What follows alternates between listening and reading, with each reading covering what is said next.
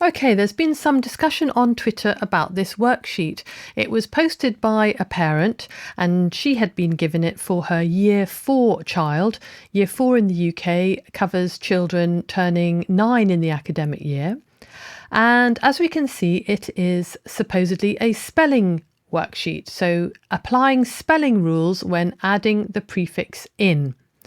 So what do we have here? I can add the prefix in to root words to create new words. And the spelling rule we're given, if you are adding the prefix in before a root word that starts with M or P, in becomes im. And the example, in plus possible equals impossible.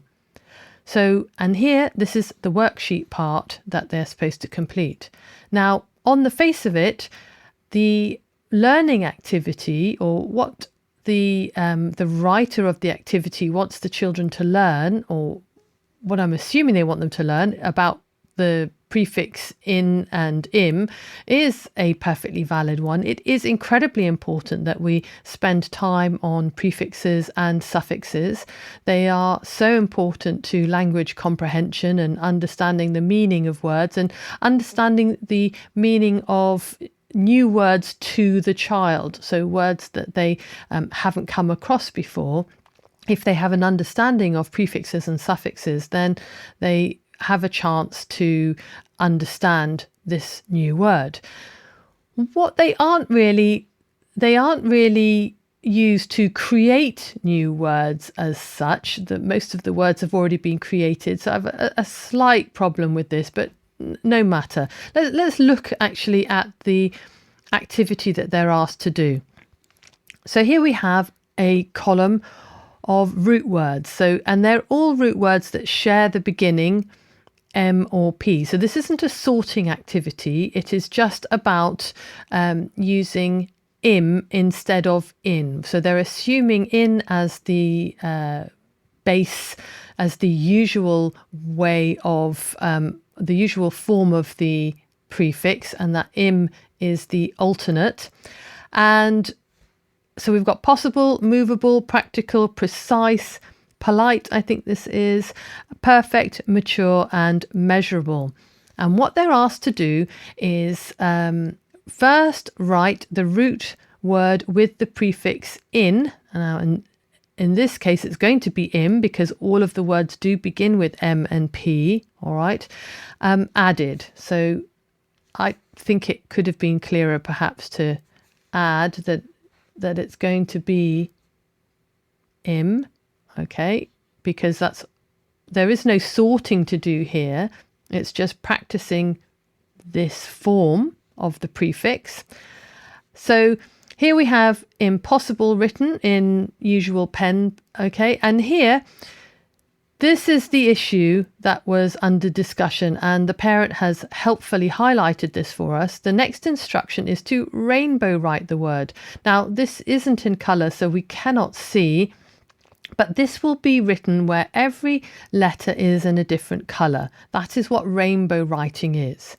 All right, so let's have a go at this activity then. Let's imagine we're the child and we're having a go at this activity. So I'm going to do the next row. So here we have movable, and I'm being asked to add the root word with the prefix, okay? And I know because it begins with M or P, I'm told I'm going to add im. All right, I'm checking up to that.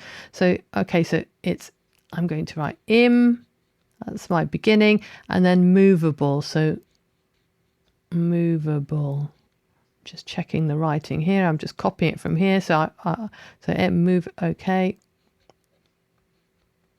All right. I'm not asked to do anything else. I'm not asked to attend to anything else in this word. That's all I'm asked to do, and I've done it. Okay. Now the next thing is to rainbow write the word. Well, this looks like more fun. Okay. So, well, I might as well start with this lovely blue here. So there we go. That's the first letter. I've picked a blue for that. What's the next one? M. Well, I'll keep it easy. I'll go for that nice pink. So there we go. All right. So that, and I think that's my prefix bit. But what's the next letter? Okay, the next letter is an M. What colour am I going to pick now? I've had pink already. So I think I'll go for this purple here. So where am I? Another M. Okay, so Okay, so, okay, all right, what's the next letter? O. What colour am I going to have now? I've had purple. I want something that maybe contrasts with the purple because that will look nice. Okay, O. All right, what's the next one? V. What colour shall I have? This brownie one looks nice. Okay, so V, that's the V. What's the next one? Is the A. Let's see. Maybe that one. Oh, that doesn't. Okay, yep. A. All right. And what's the next one? B. Okay, well, maybe I'll pick that purple. Oh, that's, yeah, that's nice. And then what's the next one? Oh, hang on, B, L. I'll choose a green. That'll. Oh, hang on. Did I use that green before? Oh, I wish I'd used a different colour. Okay, L. And what's the last letter? E. Have I got them? I. Okay, E. What should I use? I think maybe that pink again was nice. I wish I had more colours though. What was it? E. There we go. Right, and now I've rainbow written my word. It certainly looks bright and cheery. I'll have you on that. And it's, I don't know, very nice and colourful. Was it a good use of my time? Well, I think if you listened to that excruciating bit where I was choosing the colours and deciding which letter, I think you'll hopefully see that that was a complete waste of time in terms of learning how to spell.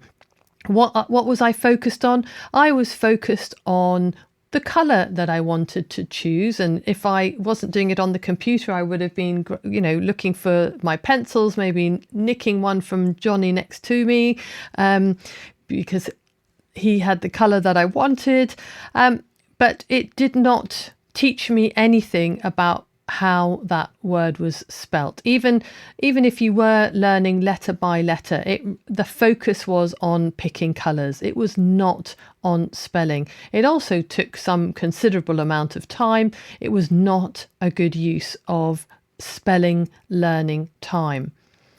If you wanted to argue that it was an art activity, then I would ask you and plead with you as a parent of, you know, creative children, please choose better art activities. There's much better ways that you could be spending your art time as well. So either as an art activity or a spelling activity, this is a complete and utter waste of time. And that's something that you cannot afford to do in school time, all right, or in learning time. There's so much. English is a complicated language. There's so much for children to learn, and many of them will find spelling difficult.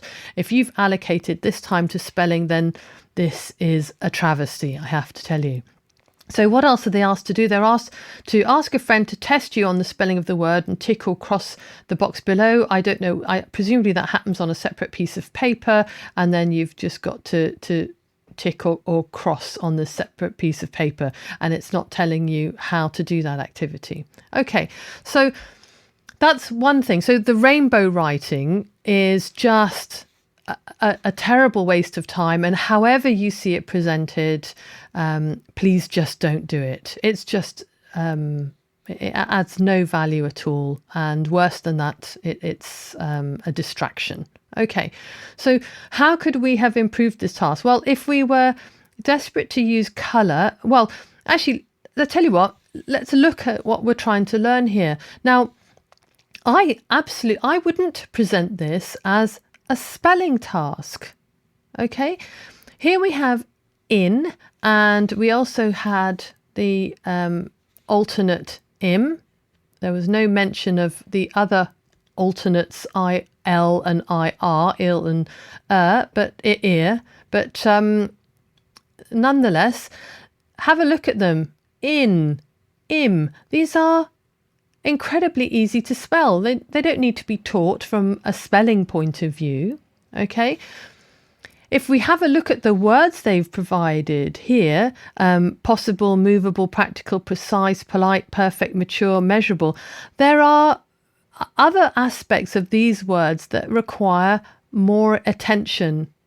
Okay, so for example, possible, there's what might require attention in possible is the double S. Maybe they might not know how to spell that. The im part of it is very easy. It doesn't need any attention. All right, but this might need more attention. How about in precise? Perhaps the sound here, the way that this is represented here, might need attention. Or here in mature, here chore, this part might need attention. Measurable, here we have the zh sound being represented here. That's what needs attention in this word. Okay, not how one might spell in or im. That's not a spelling activity, okay, or not an appropriate one. How would I discuss this? How would I present this to children? I would present this as a language activity, not spelling. I would perhaps give a series of words. Okay, so perhaps we might use some of these. So we could have impossible.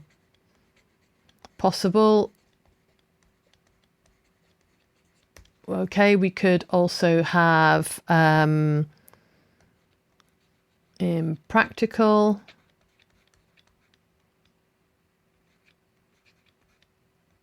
All right, what else could we have? Let's look at insane. All right, because we need some words that use this form of the prefix, insane. What about inactive? Okay, so we could have these words. Here's another one, inequality. Okay, so I might have a series of words that use this prefix in its different forms. Okay, and then I might ask, and I maybe have these up on a board or on a piece of paper like this, and I would ask the child to sort them. Okay, so which ones start with in, which ones start with im, and then see if they can notice something about them. And then if I want to use colour, because it maybe colour could have been used, I might have done something like this. So I might have gone insane, or I might have just had them write the insane first, so insane, okay, and then gone over it in the colour, and I would have had all of the in versions, the in, all the same colour. All right, and impolite, so okay, actually let's change my pen, so impolite. Okay, then I could have maybe chosen a different color to highlight the different form of the prefix. Okay, so because ultimately, remember, spelling is about language. It's about representing sounds. The only reason that we change the in to im is because of the way that the word sounds. It sounds, it's just easier to say that way. So that's then, developed as a variant. We need to be talking about these words and what they mean and what the prefixes mean. I mean, it's not really telling us, it's not really getting into the discussion of meaning here. Okay, that's where time should have been spent discussing this as a prefix, not in a useless spelling activity. Okay, and it's not even, and you then, when you're talking about it in language terms, you could have brought in the different variants that we have. We also have the variant ill, another variant there.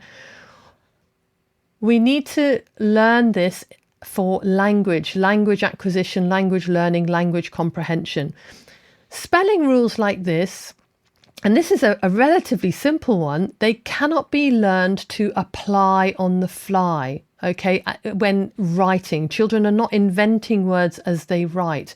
They need to be learned as part of language, and they need to understand the meanings of them to understand the language. And if they were wanting to invent a new word when they were perhaps more advanced, then they would have a better idea of how to apply them. But the spelling rules are just far too complex, and said they are explanations rather than rules to apply. Anyway, I hope that this helps. If you've got any questions about learning how to, if you want to know how to teach spelling more effectively, I did write a blog about this. It's on my website, on my blog website, which is howtoteachreading.org.uk. It's the do's and don'ts of teaching spelling. I'll put a link in the down below in the section below, so if you want to have a read of that, then when it might allow you to look at activities that you are planning to give to your pupils or children, and to see whether they really are as useful as they could be. Anyway, I hope this helps.